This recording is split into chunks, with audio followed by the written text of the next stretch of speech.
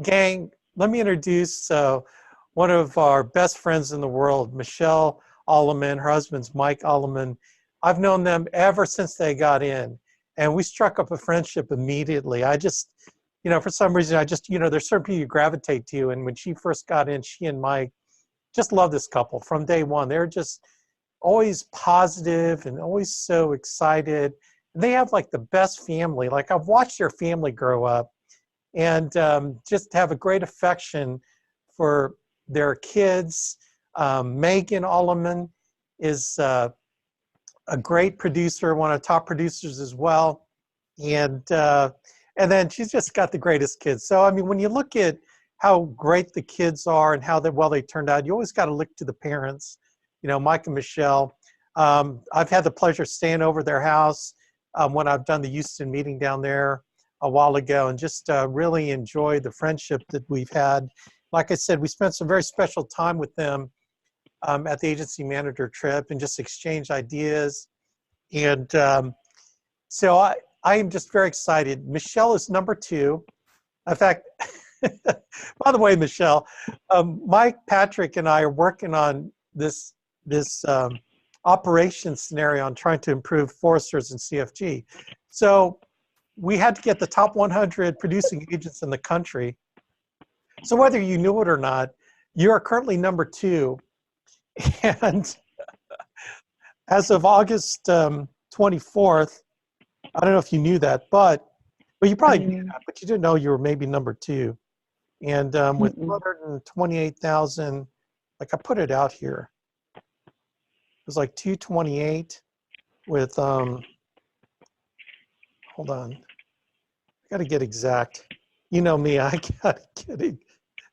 Hold on. $228,052.41 on 231 and a half applications as of 8/24/2019. So that puts you in solid number 2.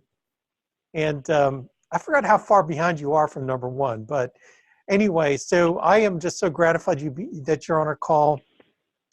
Gang, she's going to cover, and I'm going to ask her questions along the way, but man, she's going to give you hope. She had a mega desire to make this thing happen. And she just has this no holds barred, just, attitude of, got to do it. I mean, what other choice do you have other than to do it, regardless of how you feel? She's paying for college for her kids. She's, then Mike, when she retired Mike from being the University of Houston IT director, which is not a small feat, she's just slamming it, man. So I want her to talk about like when she got started, because some of y'all are brand new. We got a lot of brand new people on this call, Michelle. And I know you didn't start like instantly being like a mega producer, but I want you to talk about how you kind of ramped up in the business, how you got some of the junk out of your head and just focused.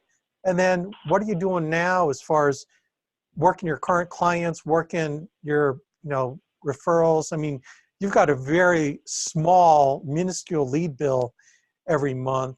So, man, I'm so excited. Thank you so much. I just want to hug you right now, Michelle. But so let her rip, Michelle. Tell us about your story when you joined us in the Alliance back in the day. Thank you, Alex. And guys, thank you guys for having me on today. I want y'all to know, first of all, yes, I've known Alex Abuyuan since 2007, August of 2007, when I first got started with the Alliance. And let me tell you right now, you have one of the most caring, amazing managers in the whole entire country. And, I actually have people that come into Houston in my hot spot, part of your team, Alex, and the things that they tell me, they just love you. The amount that that he pours into y'all, you just don't know. You just don't know. I can tell you that he is amazing. And of course his family is amazing. And we did have a good time with you and Jenny at the manager meeting. We always have a great time on trips and manager meetings with this couple. And so first, I want you to know what kind of manager that you have in front of you. So please don't take advantage of that. He's one of the top managers in the country. Sometimes when we're around people a lot, we don't really appreciate them as much as if we're not. So I wanted to say that. Thank you. You're welcome. We got started, it was August of 2007. And my husband we have 4 grown kids now. My youngest is 24. So yes, NAA has put my kids through college, and NAA is now paying for, I don't even know what the total bill is going to be for this wedding, but it's very expensive. It's over 50 grand. Let's just put it that way. It's probably a couple of years of college. Yeah. So we said, well, Megan didn't go to a real expensive college. She stayed at home. And so for that, she's going to get the wedding she wants. That's so awesome. She's going to have everything she wants. So my boys went to Texas Tech, and that was about $30,000 a year, college. And I know there's colleges more expensive than that. Probably, Alex, you're sending kids to college that's more. But this business has the ability to do that for you, not just for me. It's for anybody. And so just to kind of put you back in that place where I got started, and I saw this opportunity as something that could really change my husband's future, my future, but also help him, free him from his job, which he hated. And it was one of those situations where we were making great money. I say great money. He was making over 6 figures. He had all benefits, and he had a lot of authority, and he had a great position. He would have never, he could still be there today. However, sometimes that puts you in a place of complacency. And so, but he was so unhappy that I knew we could do better. I knew we could do more. And this was the opportunity to make that happen. So when I first got started, after I got some leads and went out, and I know I was listening to Alex earlier talk about, helping people transition to the bonus leads to the GMR. Well, just know this. Bonus leads are that. They're a bonus. One of the things for me, I really never had anything handed to me when I first got started. I went out on the instant purchase and I purchased leads. And it was actually a good thing because I valued those leads, and I went out and made sales off of them. So I feel that it's important to spend money on leads. Once I first got started, I realized the value, and I got out there and I hit it hard. And I actually live in Houston, Texas, and I was traveling to Connecticut. Now you might say, why in the world did you travel all the way to Connecticut? Because it's a plane flight. I didn't have any family there. I didn't have any agents there. I had a hotel. I picked up a hotel room and a rental car and a plane flight. And it was every other weekend for 2 years. Because you see, in the beginning, there were no leads in Houston for me. So I had to go where the leads were. And my husband would say, we had an arrangement. We had a deal. I had to set at least 15 appointments before he would even book a flight. And Alex, that was back in the day when we had lastminute.com. So it was kind of crazy. And so it was Wednesday evening when my daughter had dance class, and instead of taking her, coming home, starting to dial, I would take her, I would bring my leads, and I would sit in the hot car for 2.5 hours and make my dials. Occasionally I would turn it on. Okay, we live in Houston, so it's always hot here. So sometimes I would keep the car on. But it was in that moment of knowing what I was doing, knowing that I was sacrificing, knowing that I was sitting in the car, instead of wasting 40 minutes traveling to and from and then going back and pick her up, I just stayed there. And then on Thursday I would dial, and then I would go out, catch a flight. And on Thursday night he would probably set the flight up, and then leave Friday morning, start running appointments Friday afternoon and evening, all day Saturday. Well, Friday evening I would go to the hotel after. Sometimes I didn't have time to check in. So just get my car and go. And then on Saturday run all day, and then Sunday morning head back. And during that time I wrote about 7,000 to 10,000 every week that I was there. Wow. And I just kept doing it for 2 years. And I tell a lot of people that really helped me form the right habits of really being, when I'm working, I'm working. So many of us, and I'm guilty of it too, if I'm staying local, that I don't spend the quality time working. And I say that I'm working, but then I go run, oh, let me just eat lunch. Oh, let me just stop here and run this errand and go to the store, and then I end up not doing the appointments that I need to do and not doing the drive-bys that I need to do. So that really helped me, Alex, kind of be real diligent with my time and set up the right habits. Now, we can all do that and work in our backyard. I'm not saying you need to travel, but you can do that as a way to help you. For me, my kids were younger. They were in their teenage years, and there was a lot of distractions in my home. And so it was helpful for me just to get away and run business. And that's kind of what I did in the old days. And it wasn't always easy. I got doors slammed in my face. And it was funny, Alex, even to this day, I remember when I would get no-showed back in those days, and maybe it was a mortgage protection lead, because that was all we did back then.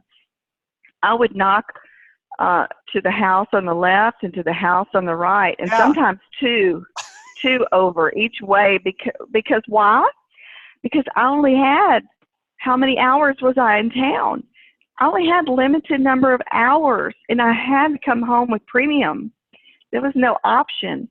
I had probably spent $700 on a flight and a hotel and a car, probably another $400 on leads, and I had to come home with some money, right? And so it really, really helped me to learn to start to be disciplined with that. Yeah. So I would knock on doors sometimes. Oh, I love that. Yeah. You know what? I remember back in the day when, I remember that approach. And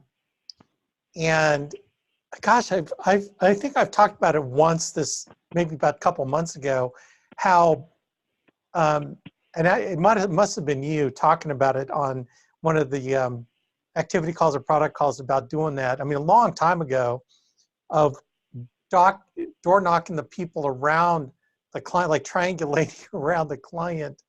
And that is so often. Now, I'm just out of curiosity, what would you say to the person, their neighbors? What would you tell them?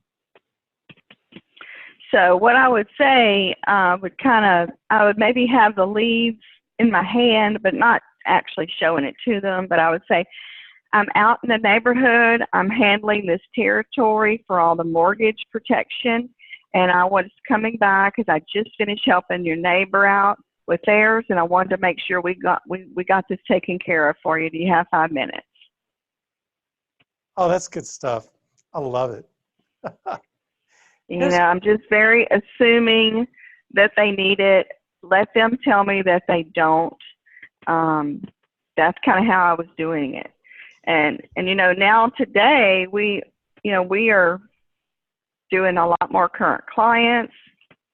We are doing lots of ERS. We have a lot of free lead ways to get free leads that are even really, really more awesome, I believe, than what we ever had in the past. Yeah, for sure. And it wasn't me. I mean, it was just the value of this team coming together, pulling different ideas together, and coming up with the ERS. And I mean, the carries, coming up with a way to implement it. Because even myself, we all get the ERSs, but what did we do with them? And I'm guilty of that too. But now, what I do now, because I let these folks know that I'm going to call these folks, and I show them the letter that we're going to give to them, and then I send this client that text message so that they can send it to their family. Now I'm kind of on the hook for my integrity, that I have to do it, So words are simple, but when you're telling your clients that you're going to do this, and sometimes they'll say, "Well, don't call this person," and I'm fine with that. I don't want to mess up any relationships. That's something I'm really, really. It's important to me I value my customer relationship. So above all, I'm never going to do anything that they don't want me to do. So there might be some people on the list that they say, "Well, I don't want them knowing about this." And it's like, okay, that's fine. Yeah, that's one thing I liked how you talked about when we were at breakfast, that you always clear it with your client, like, hey, is it okay if they ask me about life insurance that I could help them? Or like you let them know that we may have this conversation with these people on this list. You sort of get their tacit approval that it's okay to maybe talk about life insurance, because you don't want them to get a bad reaction to come back to them from one of the people on the list, right, Michelle? Talk about that. Sure. So what I do there is, as I'm finishing up, I've gotten all the signatures on the application, and then I'm actually reviewing the names that they wrote down. And I will say their name so I know that I can, number one, read their handwriting because they filled it out, I haven't. Number two, that I know that they've put that relationship, because that relationship is important. Because when I call that person, I'm going to say, "Hey, I met with Alex, he's your uncle," and stuff like that. So I'm going to refer back to that person. So it's important that I know that. So when I do that, I say, "Listen, I'm going to get in touch with these people and let them know one of the things that we have to do." And this is a tip for you guys also, because on my older clients, and as we get back into the current clients and talk about that, I'm reviewing that emergency list. And I might say to them, "I was supposed to get to these people 3 years ago, but we've been so busy. I'm really going to get in trouble if I don't get to them this time." And so I'll say, this is the letter that I'm going to give to them, and they're going to know that you have an insurance policy through me and what company it's with, so that if something ever happened to both you and your wife, your sister could give me a call and file this claim. And I'm also, while I'm there, of course, Alex, if they need insurance, I'm definitely going to help them with that too. And so I say that to them so that they know, and I might ask them, "Does anybody in your family need insurance?" Those are questions that you just have to start learning how to ask. And for me, it was not easy. It was really not easy. I was very uncomfortable because I just felt like I was imposing. But what I found out was that people really, when they like you and when they're doing business with you, they do trust you. And if you make it about them, not about you, then you're going to make a sale and you're going to get a referral. And the way you make it about them is to say, I know if something happened to you guys, I know if something happened to your family here, you wouldn't want to be left holding the bag, would you? And I let them answer that question. No, I wouldn't. You know, and are your kids single? Yeah, my kids are single. Well, you know you're going to get left holding the bag, right? Yeah, I know.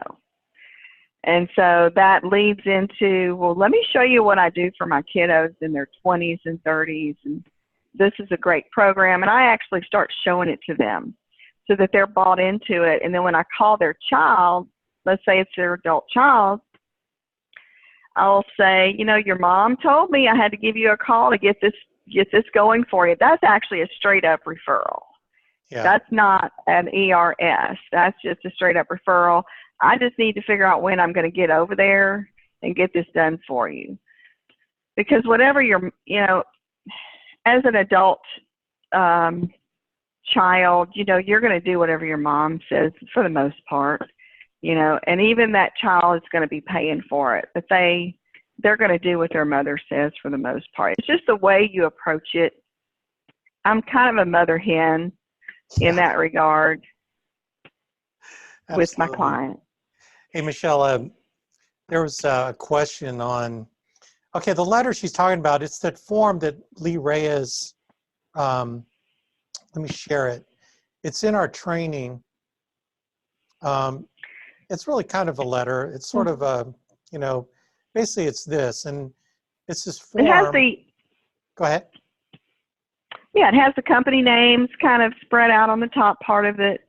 And then it has the client's name and the beneficiary's name. And then at the bottom, it has my name, my phone number, the client's company, insurance company name, and that phone number. Yep. And at the bottom of the letter, it talks about reasons people contact me. Yeah. Well, these are selling points. These are selling points. This is, you know, I do a lot of, and it just goes over each type of product that we offer for people. Right, right, absolutely. And it is in our training gang. It's right here. I'm showing it to you. So we already have this. This is in all the training stuff that you guys are downloading, all the ERS, this is the ERS package. And then text message is this text script that Lee Reyes goes over. And so everything's like already contained here. So I have that text message set up in a text replace on my phone. Yeah, so if you got an iPhone, right? I've got an iPhone, so I do it every single appointment. After I take the selfie, send them the selfie, my name and number, I say, listen, I'm going to send you one more thing. And in my phone, it's just set up as ERS1. So all I have to type is 4 letters, and that message comes up, and I just hit send. That is awesome. And I let them know. And I say, listen, you're going to get this text right now. Let's make sure you got it. So then you're also making sure that you have their correct cell phone number in your phone, and now they have your cell phone number. So, boy, talk about they answer the phone now when I call my clients. Yeah. They know it's me. It's so awesome. Like they're getting it's a nearly little bit, Go ahead. It's not much extra time, but it's just a little bit. What were you going to say, Alex? Lee Reyes says he has nearly 100% booking rate on the ERSs when he calls them. Yeah. And here's the thing. If you don't make a sale from it, which you're not going to make a sale on all of these, right? Okay, you're going to, what you need to know is that when these people need insurance, they will call you. If you leave them a folder with all that information. Yeah, we're. And the letter that. Go ahead. The letter that I had, that letter that you're speaking of, I actually keep it with me in my folder when I'm seeing clients, so I can show them what I'm going to give them. Now, be careful, because some people might say, "Well, I'll just give it to them." And I'll say, no, they make us go out and meet these guys, so it's really important. I'll just drop it by when I'm out in the area, and I'll contact them. Yeah, that is good to give them a heads up so they know fully what's going on with the practice, because the last thing you want to do is mess up your relationship with the original client. So you got to really kind of tread lightly and be, remember, it's a service to to serve the client, and it is what it really is. We're going to make sure that their clients are going to call or their friends are going to call us should something happen to them. And sometimes people think like it's the next 6 months or next 12 months. No, man, it's like 20, 30 years from now, Joe, that 1 out of 10 of these people will still have my information, and they're going to call me upon your demise. So everyone thinks it's like, well, you know, are they going to call me, you know, sure, maybe next year. Why do I need so many? It's like, dude, 20, 30 years from now when it happens, we're talking about your people, okay, that are going to get a hold of us. So so that's what I love when Michelle was talking about how her approach is. She really preserves her client. And I tell you what, I don't know of anyone that is so masterful at keeping her clients and doing annual reviews and going back to take care of them. Part of her appointments every week is taking care of her current clients, which she has a ton of, you can imagine, since she's been with us. Now, I got one question. I got to make sure I ask it. Ballpark, how many leads were you running every week when you were traveling out to Connecticut? Just, do you remember, like, what ballpark? You know, 15, 20? What were you thinking? How many leads was I getting? Yeah, per week when you're running out in Connecticut. Per week. So 20 to 30, 20, but I was getting multi-leads also. Yeah, old leads, so, older leads. Yeah. Yes, so she was getting a combination gang of A leads and then the older leads, like, you know, the ones that are 5 weeks old, you know, 12 weeks old, you know, year old or whatever, just combination, just more chances to dial, right, Michelle? More chances at goal, exactly. And so some weeks I wouldn't get as many and others, but once you get, if you're doing a lot of multis, then you're going to have more leads stacking up. So just know that, because you're not going to reach as many, but you'll have more chances of drive-bys and other things too. So some weeks I got more, some less, but that was back in the day when I had to get online every week and get my leads. We didn't have this thing called GMR. This is a fabulous thing. So, you know, just like Alex recommends, once you get comfortable with leads, to move to a GMR, I highly recommend it as well. It's the way you're going to put your business on autopilot and keep you doing the main thing, which is making dials, making sales, and recruiting and building and training your agents. So that ERS, I mean, I am doing a lot of current clients, and I get a lot of, the more I talk to and see and do my, you know, work on that, the more phone calls, my phone rings and people want insurance. I get call-ins sometimes, you know. Yeah, that's great. So like, I mean, now, after having a system, being in our system for so long, what does the complexion of your business look like on a weekly basis? Like roughly how many appointments are off leads? Like, I think you were telling me you get three A leads a week. So, 3 A leads a week now, which So how many are off leads? How many are on your current clients, and how many on referrals? Just ballpark it, because you're doing, I think, about 28,000, averaging almost 30,000 just ballpark per month if you paid, probably more like 30. And so what does your business look like now as far as the types of appointments that you're booking? Well, I still book new appointments, but again, it's less. And I'm also booking my current clients and any ERS's referrals. So probably 60 to 70, 60% is going to be current clients. And I'm not going on all of my ERSs right now, just to be, you know, really crystally clear and transparent, because I still don't have time, you know, and it's a terrible problem to have. Wouldn't you agree, Alex? Oh my gosh. Oh my gosh. You know, it's just one of those things where it is very important. What I try to do is really, I try to figure out who from that ERS really does need insurance first off. I'm trying to find that out in the home. And if I can figure that out, I'm going to go make sure I get those taken care of first, because that's what we're here to do. We are here to serve our clients. And if nothing else, I'm going to get a phone call out to the other people who maybe they don't have time to see me, right? If I don't get a chance to drop it by, I'm going to get on the phone with them. Yeah. There's two schools of thought, gang, regarding, like Lee Reyes has a 60% conversion when he sits down with an ERS client. Will Perry's kind of on the other end. They're on the carry team. He has about a 40% conversion when he sits down with an ERS. So the booking rate on ERS is like 90 to 100%. And then when they sit down with them. So, okay, so. And they are the easiest sales. They're easier than leads. I mean, they are. The phone calls they really are easy. Right, If they need insurance, they're going to be the easiest sales. Yeah. And James Coleman, who is another big, he does all his business on referrals as well, is he will pre-screen them.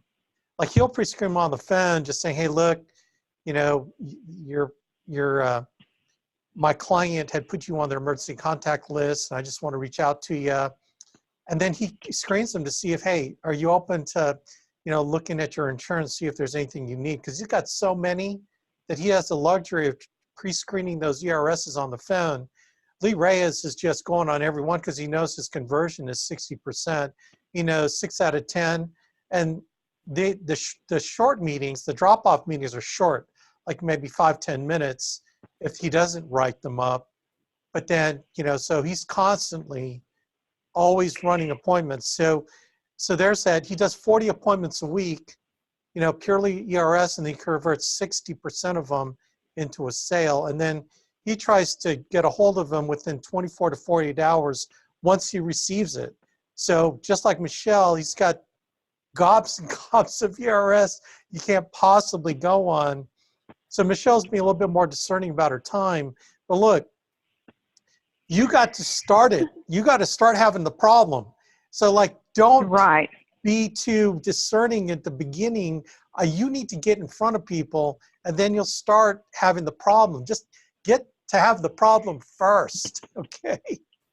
Because you're going to have to go on a lot to get better.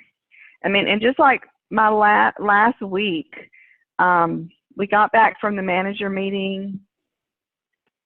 But anyway, we got back. But last Monday, Monday morning, I got up at 2:30 a.m. and I left my house and I drove to New Orleans. Baton Rouge. Got there around 8 o'clock. Got my oil changed. Got to a location, ordered some leads, and went set appointments between like 9 and 11, 9 and 12, and then started running appointments from 1 to 8 that day with a local agent that was in the area to help him get started. Got home around 10, got up the next morning, drove to New Orleans to go do a hotspot and train some of my agents in New Orleans in the afternoon and the evening. Got on the phone, made some more dials for another agent just to help kind of get some new agents going. And on that Wednesday, went and ran appointments with them. Drove back home Wednesday evening, got home around 10 p.m. I had one day last week to run appointments for myself, which was Thursday. And I ended up turning in about 14,000 this week. And it was current clients. It was 7 apps. It was a couple of big applications. One of them is a retirement plan, $500 a month. Another one is a client who got, they didn't know it. I didn't even know it, because sometimes that happens where somebody lapses a policy. And I had 2 policies in this family, and the husband had lapsed his, and the wife didn't know it. And they were at a different account. And so she was so happy I came over. And this was, both of their policies run about 350, almost 400, 350 a month. Wow. So his had lapsed, and it lapsed over 15 months ago. It was a year and a half ago. This is how far behind I am, right? You know, I mean, and so I ended up, writing him again another Smart UL, $175 a month, and she wanted a retirement plan on top of her Smart UL. She wanted a $500 a month retirement plan because she doesn't have a 401k. Oh my gosh. Well, So that's the benefit of being a professional in your business, Michelle, like you are, and knowing your product and being on the product training calls to learn about IUL and doing the extra work to learn how to incorporate this when you're talking to people, gang. And you can get down that learning curve quick if you just spend more time studying your product, being on all the calls, and becoming a professional. Just curious, what counties were you running in Connecticut when you were back when you were traveling to Connecticut? can you name some counties? Yeah, I knew you would not know. I have no idea. I know. I'm not the detail person, but it was 4 or 5 different counties, and I can't remember the names of them. Well, there's only about that many in Connecticut anyway. Were you like close to Hartford, or were you like more on the shore? Like, do you remember? No, I was close to Hartford. Yeah. Isn't there a really famous school over there? I know there is. So you're like in that it was central Connecticut. You would fly into Hartford? Is that where you would fly into? Yes. Okay. Yes. Man, gang, Connecticut right now has a ton of leads. Like everywhere in Connecticut has a ton of leads. If you check the lead map, it's like insane. So, Michelle's not running there for years and years and years. And some of y'all that are close by, man, why not? So anyway, I'm going to get off Yale, that was it, Paul. Yes, Yale. I ran Yale and Hartford, and probably 4 or 5 different counties I ran. That was not a big deal because everything's so close up there. In Houston, I mean, you can't even run a whole county here because it's so huge. No. Yeah, absolutely. So today, so you wouldn't go on a trip unless you had 15 appointments booked. So it didn't matter how many dollars you made. You had to make a goal. So what I'm getting from when you got started, number one, Mike hated his job. You were focused and trying to get him free. So you're, and then send your kids to school. You had just like this focus on what you needed to do. So it didn't matter if you dialed $500 or $150. You need to hit at least 15 appointments, and if not more. So today, what would you say, how many appointments are you typically running per week today? Include, all those appointments that you're going on, but how many do you think how many are you booking? Let me ask you that. So the goal is always still 20 appointments booked, still. Good. That is sort of that's kind of like minimum wage in your mind. Like, you're going to do anything you can, right, to get 20, right? Right. That's right. And That's right. really trying to downshift my days out in the field to 1.5 days so I can spend more time recruiting and building, but still doing my production. Yeah, she's gotten to a point, gang, where she can be mega efficient. And part of that efficiency comes from selling the higher value products, like the IULs, the retirement planning products. Her premium goes through the roof. She's much more efficient, which then allows her to spend more time on recruiting. She recruits. Mike is the infrastructure back office guy that tracks everything for them and their team, their entire team. So he's the IT guru. Plus he works helping the Alliance with the CRM program. So he's got his work there. So Michelle is the classic producer / recruiter in their business. And so she's, taking advantage of staff. She really, she's hired staff to help her out quite a bit. And so talk about the importance of having staff? Like, did you have staff like nearly from the beginning? So that's a really great question, Alex. When I first started, 6 weeks after I got started, it was about October of 2007. Mike was working full time, and I actually hired someone to come to my home and recruit and do all my scrubbing back in that day and when I first got started. And he was working about 20 hours a week in the beginning. And since that time, I've always had staff. And someone told me early on, Michelle, for every staff member you hire, you're going to increase your commissions by $100,000.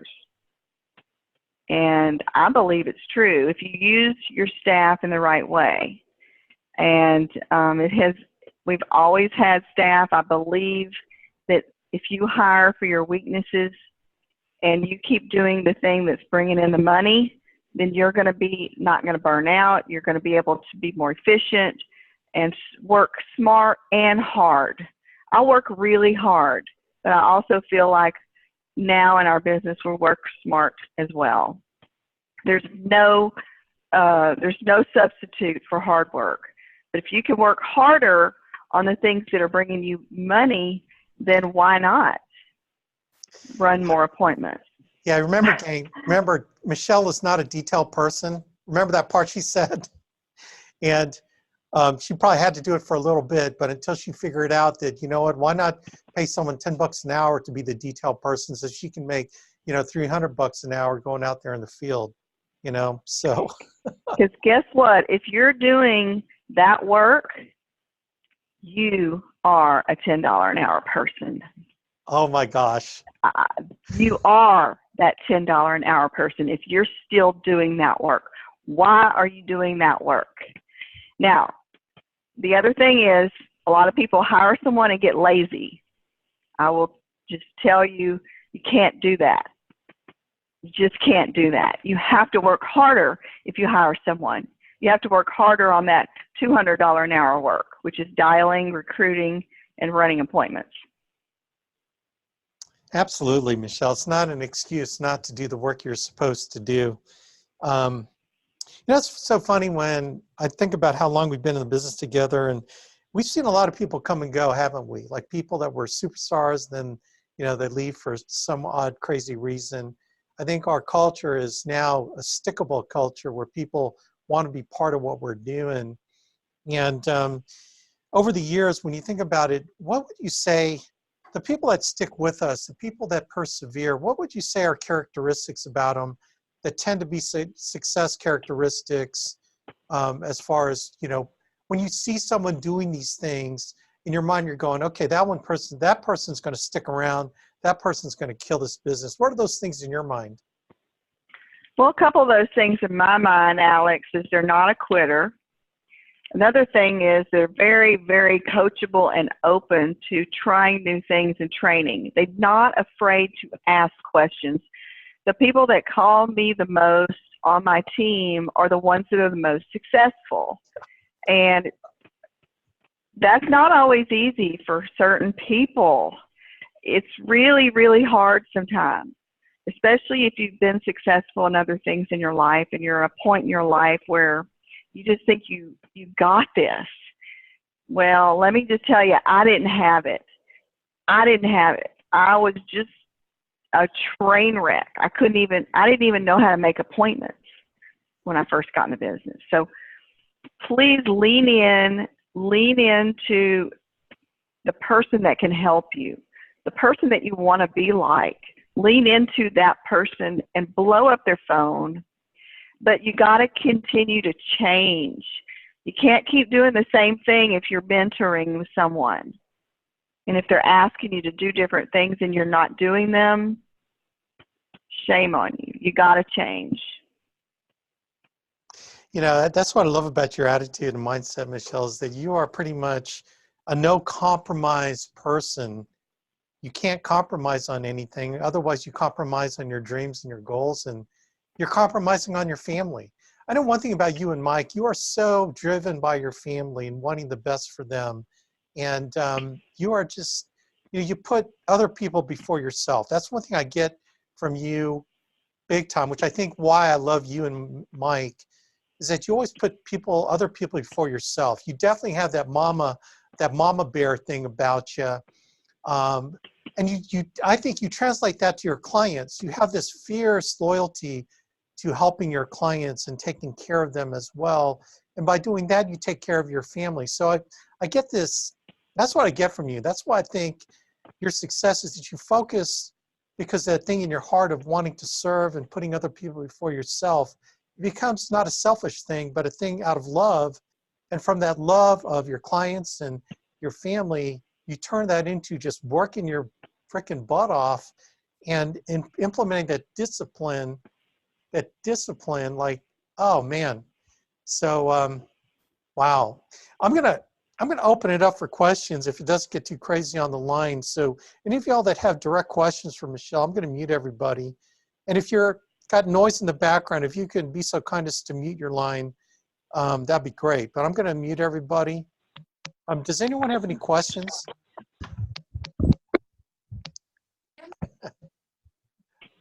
I think I do. Go ahead. How do you handle the calls when your downline is calling for information? How do you handle the traffic in the calls? In the home or on the phone? Like, say, if I'm busy doing something else? On the phone when you're busy doing something else. So my downline agents are calling me for help, and I'm busy on appointments, for example, right? Yeah. Okay. So the answer is it depends. So it depends on if they're in a home or not. When my new agents, I'm trying to let them know, make sure you let me know when your appointments are. So if I'm going to be in an appointment when they are, I'll either let them know, if I don't answer, I want you to call this person and this person. But a lot of times if I'm in an appointment and I know I have a new agent in an appointment, I'll just tell my client, I've got a new agent in a home, I got to take this call. You know, I'm a manager. And they go, oh, go right ahead. You know, and that's just even more credibility to me. Sometimes I'm answering the phone when I'm in a home. And I do that. I do that. I love that. That is good stuff. I mean, it's true. It's you know, it's all this stuff is just true. It's just you be transparent with people. The more transparent you are, you don't have to be somebody that you're not. And all you can do is all you can do. Here's what I love about that, Michelle, is because when they see you taking a call from one of your agents, they're thinking, oh man, we're sitting in front of a manager. He knows what he's doing. He's, right. You know, got the expertise. Right. And they also know if I'm trying to recruit them later, which I do recruit in the home, I say, you know, this is what I'll do with you too. I have new people, they don't know everything, and that's okay. We help them. You don't have to know everything as a brand new agent, and you don't have to be somebody that you're not. You can call someone. But I usually have 2 or 3. You have some backup people. Have some people in your team. Y'all need to work together. I have other people that are, because who is my direct upline? My direct upline is Fitz, and he doesn't do any of those type of calls. So I have people on my team like Megan and Katie, longtime veteran producers, that they have their number too. We help each other out. Yeah, we as well. I mean, you have my number, Jonah's number, who is my agent mentor. And then usually I'll give out Karen Moosel's number and Andrew Peters' number. And they're all too helpful to help everybody out. So definitely. Anyway, any other questions? Michael Clark here. I'm very interested because it looks like I'm going to be traveling as well in order to run leads in the DMV. We got the District of Columbia, Maryland, Virginia area, because based on the information you sent me, Alex, it looks like where the lead area is. not so much here in southwestern Virginia where I'm at. So I was just curious, your time, if you're running your appointments on the weekend, how is that working for you? I mean, mentally, So emotionally? typically, my heavy run days are going to be Wednesday and Thursday every week, and then or Wednesday and Friday. But I'm usually dialing on Tuesday, every Tuesday at my office, and with the dial session with the team, and I'm helping other agents as well. Now, when she was working in Connecticut, obviously she would travel out there on the weekends. So you were booking your appointments for Connecticut on what, Thursday, Friday?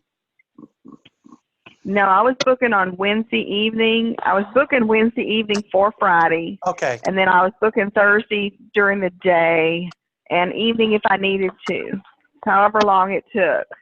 If I booked all my appointments on Wednesday, I was done. But normally I always booked on Thursday. So Thursday was for Saturday. Yeah, so I ran Saturday. Friday and Saturday. Right. So she'd fly out there on Friday, hit the ground running, go run appointments, and then run all day Saturday. And you would fly back Saturday night or Sunday morning? Sunday morning. Okay, Sunday morning. So, but man, very focused. And she worked with the no-show rate. She knew how many people would probably not show up or reschedule. So she booked her appointments accordingly and then ran them. So Michael Clark, that's a sometimes, great guys, question. sometimes now what I'll do, if I have, especially a lot of final expense, I will tell people, and even on like mortgage protection, if I'm running on only two nights, and you got.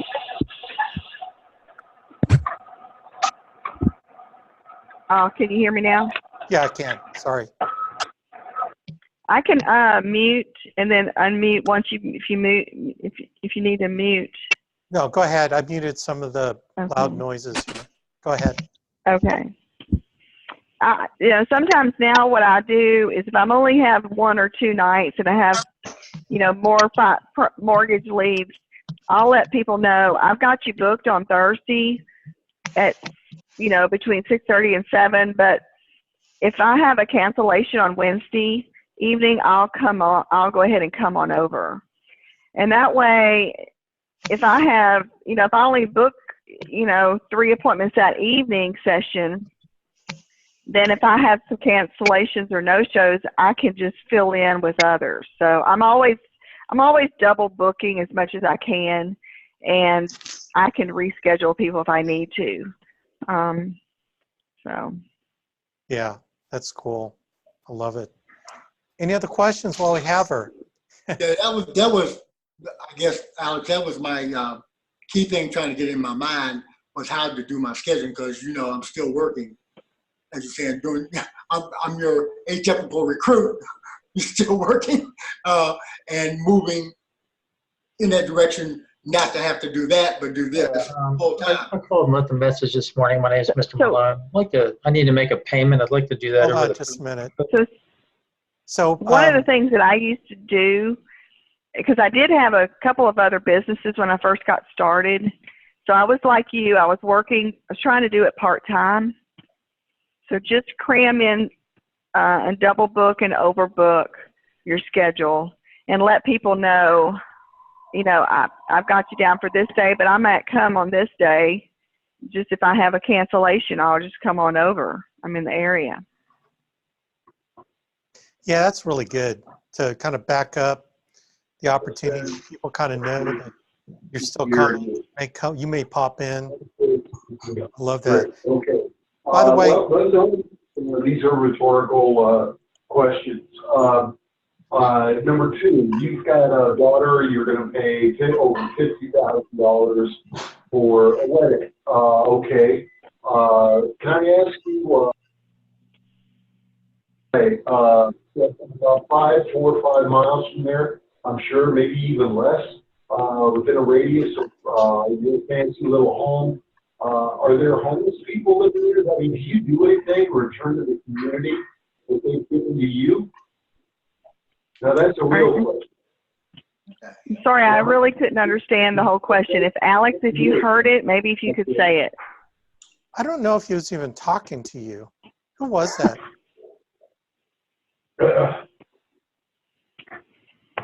Can you repeat your question?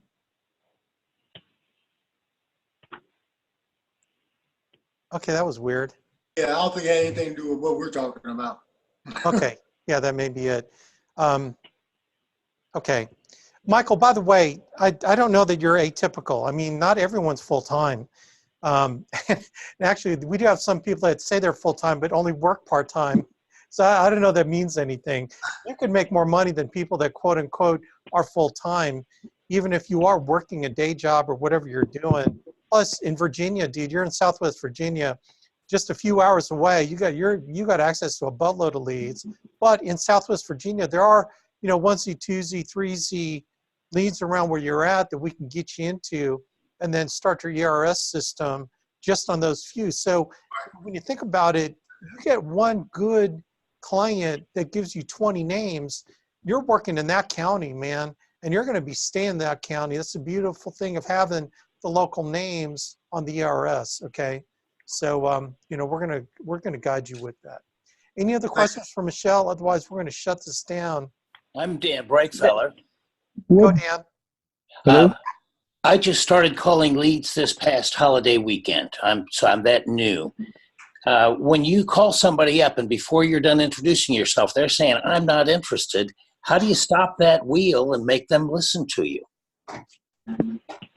That's going to be something that if you're in a dial session or if you can listen more to some really experienced dialers, you're going to, the first 2 seconds of that phone call, you're going to get really, really good at getting their attention. But until you get there, if they think you're a telemarketer, that's why they're telling you that.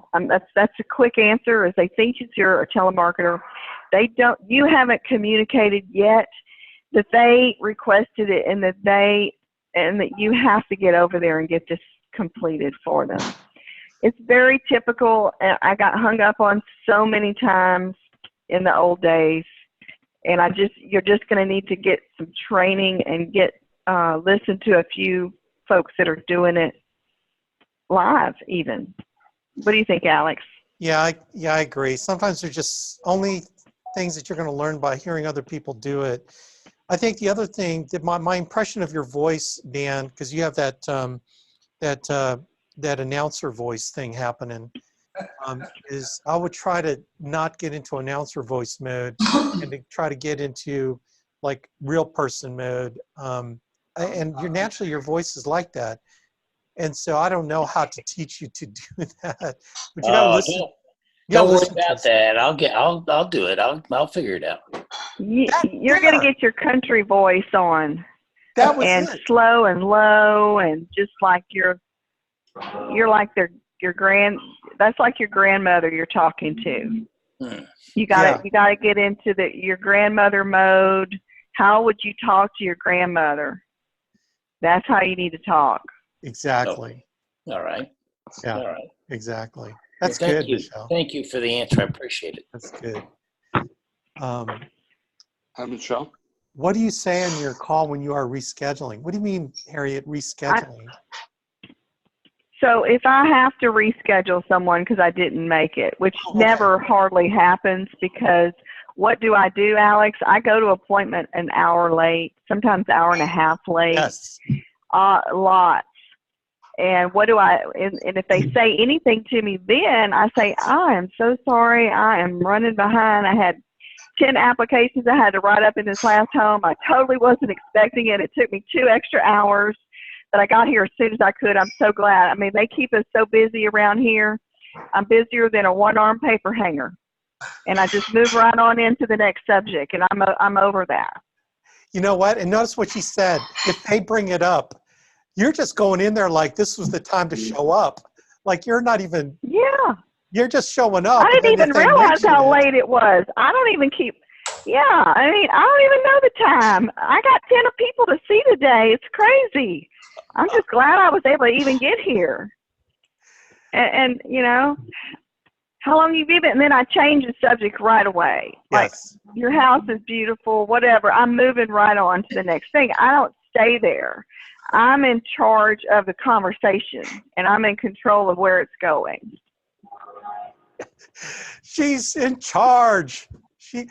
That comes from earning confidence. You earn confidence by working your freaking butt off. The part where she flew to Connecticut, I tell you what, man, talk about getting hardened to be the producer you need to be. She had to fly out to do it. So you think that she had to make a few sales to just cover her expenses, and then the profit was after the 2 or 3 sales to cover expenses, and she had to make the rest of the sales to make profits. So just something about that, getting that hardened attitude by going out there and putting pressure on yourself. It's kind of like coal under pressure becomes a diamond. Michelle under pressure is a diamond producer, number 2 in the Alliance gang. And, you know, but she started where you're at. But one thing where she started with is she knew exactly why she wanted to do this, why she needed to do it, and she just focused on that. And that's why she hit it. Well, and no matter where you are in your business, Alex, complacency happens at all levels. And so today, what I do to keep myself accountable is if I start dialing, I'll put it out there on my team channel. I'm dialing now. And now the clock is ticking. And now I'm the leader. I have to do at least 30 dials an hour. And I'm putting down exactly what I'm doing. And and I tell my people, you need to do this too. It's not just for me to show you what I'm doing. You need to do it so you can be accountable to the team. Because nothing's going to keep you accountable more than knowing that someone else is watching. Oh, I love that. Here's the thing. We have Slack too, Michelle. We do Slack. We are on Slack app. I learned that from Fitz. So y'all can do that, man. You all can say, okay, I'm dialing now. And then everyone's going to wonder, okay, what your results are. Or just, I made 50 dials. Yeah. You know, whatever. But it puts you on the line. We put our dials, our contacts, and our appointments. And sometimes at 8 o'clock on a Saturday morning, I'll be dialing from 8 to 9. And I might make 30, 40 dials, have 6 contacts and 4 appointments, or may have 0. But either way, they know I'm working. I love it. I think it's good. I think it's good for everyone on the team to do it. Can you hear me? I love it. I love it. All right. I'll tell you what. Yes. Who is someone asking a question? Yes, this is Keith. You can hear me clearly? Yeah. Hey, Keith. Rock on, man. High fidelity. Hi. This is pretty interesting. It's my first time witnessing this whole situation live. So I just had a quick question in terms of it's very simple and rudimentary, but you can schedule appointments in different states and then you can end up going to those states and meet with potential clients and things like that? Yes. You have to be licensed, a non-resident license. Non-resident license, okay. Yes. Yeah, so and Alex can show you how to get that. Yeah, it's very simple. It's just, you can do it overnight. You can pretty much get it overnight in most states, and it's just a small fee. And as long as you've got your resident license done, then it's just doing it online. And so Michelle has her Louisiana non-resident license, obviously, and obviously Connecticut, because she's flying out to Connecticut from Houston. She drives out to Louisiana because it's the next state over. So there's, you know, so the reason why you would want to go to another area is if you don't have enough leads to run in your surrounding area, or you desire to be focused and not go home. Like if you travel to another area, that's all you're going to do. So we have a lot of agents that get out of their comfort zone and go to another area to focus. So 100% of their time is devoted to writing business, doing door knocks, doing the business, and not just sneaking home so they can take a nap. You know what I'm saying? So that's another reason. It's either they have to or they want to. Okay. So it's an incentive to stay as productive as possible. Yes. That sounds pretty good. Absolutely. Even if you're driving 2 hours away or 3 hours away, I promise you're going to have a different attitude booking that appointment than if it's 10 minutes away, right? So there's this mental thing that goes on when you're working at a distance. So anyway, well, Michelle, I'm going to let you go. Can I ask one more question? Go ahead, Michael. Yeah, the hiring of the individual. If you don't have hiring the individual to do the dialing, I was wondering, what did she hire the person to do on her behalf that she wasn't doing herself? I was thinking initially it was dialing, but I gather she didn't have him doing that. Well, there are a lot of resources. It's like when we recruit anybody, you know, there's a lot of resources and other people, like sometimes War Market, some people that you know that you can hire. But the problem with hiring relatives and good friends is you got to be able to fire them too. So sometimes there's an advantage and disadvantage to hiring family or friends, is that you got to be willing to fire them if they suck, you know. Right. So, I got no problem with that. No, I was asking, what position did she have? Was it administrative, doing the paperwork, or were they doing calling potential clients or recruits? What was she utilizing that person for? Okay. So what I recommend, I have used people in different positions. Sometimes they're just doing paperwork, getting the applications in. Sometimes they're setting up interviews for recruiting, and so those types of positions, the things that are more of the $10 an hour work. You know what I'm saying? So you really, Michael, when the need arises, typically what people are going to do first when they hire people is they're going to help them with their admin to like check pending and to make sure their stuff is processed. And, you know, that might be, you know, initially that might be 5 hours a week to, you know, if you're prolific at writing business, then, you know, maybe it's 5 hours a week, but then it kind of grows from there. But we can guide you depending on what your business is on that. So anyway, I'm going to let Michelle go. Michelle, thank you so much. Thank you. We love you. We appreciate you. What a great servant you are to the team. You're just a great example. And we just appreciate you so much. Thank you so much. Well, we love you, Alex. Thank you for having me. And you guys rock. Go make it happen for yourself. And don't look back. Just look forward. Forward is everything is forward. All right. Have a great day. Thank you. Thanks, Michelle. That was rockin' gang. All right. She's so awesome. I love her so much. Gang, get with me. Let's get you some leads in your hands, and let's get on the leaderboard next week. We start our boot camp this week. Tonight, Tuesday night, we do the product. Tomorrow night, Wednesday, we do the phone call. And then Thursday, we do the in-home appointment. And it starts tonight. If you haven't got booked, if you haven't got your license yet, you got to study, get your license done. If you already got your license, let's get on the boot camp tonight. Text me, email me to get signed up. I got the boot camp registration link for you. But we're going to rock and roll tonight, man, 9 p.m. Eastern time. And but get on the leaderboard next week, man. And if you don't got a policy on yourself, if you got your license already, that's the first thing you need to do. And let's get on the leaderboard. Let's rock this thing, gang. God bless. Thanks, everybody, for plugging in. I will make this available to you on an upload. And thank you, everybody. God bless. See ya.